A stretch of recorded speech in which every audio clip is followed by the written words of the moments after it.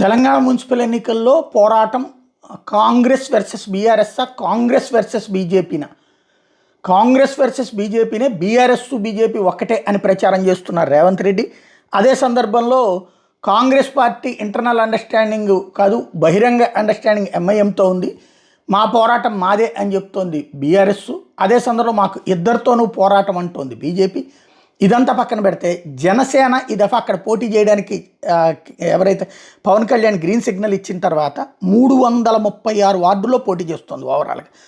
అంటే బీజేపీతో కాకుండా నిజామాబాద్లో 48 డివిజన్లో పోటీ చేస్తుంది ఏకంగా, కొత్తగూడెంలో 22, రంగారెడ్డిలో 21, ఖమ్మంలో 17, వరంగల్లో 20, నల్గొండలో 46, మహబూబ్ నగర్లో 44, మహబూబాబాద్లో 5, మెదక్లో 18, కరీంనగర్లో 56, ఆదిలాబాద్లో 39, మొత్తం 336 వార్డుల్లో పోటీ చేస్తుంది. చాలా స్ట్రాటజిక్గా పోయింది. ఊరికినే అంతా ఎట్టబడితే అట్లని కాకుండా తమకి బలం ఉన్నటువంటి ప్లేసెస్లో ఏ లీడర్లు అయితే మేము ఇనిషియేటివ్ తీసుకుంటామంటారో వాళ్ళదంతా కోఆర్డినేట్ చేసుకుని తెలంగాణ జనసేన నాయకత్వం పక్కా ప్లాన్ చేసింది. పవన్ కళ్యాణ్ గ్రీన్ సిగ్నల్ ఇచ్చిన తర్వాత ఈ 336 చోట్ల పోటీ చేస్తున్నారు, 336 డివిజన్లలో. ఇందులో సక్సెస్ అయితే కొన్ని చోట్లన చైర్పర్సన్ అయినా తీసుకోవడానికి అవకాశం ఉంటుంది. ఆ ఆస్పెక్ట్లో ఉంది.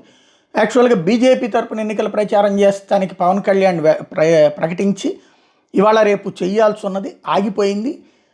అది ఈ ఉద్దేశంతోనేనా అన్నది తెలియదు. ఎందుకంటే అక్కడ ఫ్రెండ్లీ కాంపిటీషన్, బీజేపీ గెలిచే చోట జనసేన సహకరించాలి, జనసేన గెలిచే చోట బీజేపీ సహకరించాలి అన్నటువంటి కాన్సెప్ట్ అనుకున్నారు. అందుకోసమనే బీజేపీ కోసం పవన్ కళ్యాణ్ అక్కడికి వచ్చారు అన్నటువంటి చెప్పుకొచ్చారు. బట్ ఎందుకు క్యాన్సిల్ అయిందో తెలియదు. కానీ వీళ్ళు మాత్రం చాలా వ్యూహాత్మకంగా వ్యవహరిస్తున్నది జనసేన తెలంగాణలో.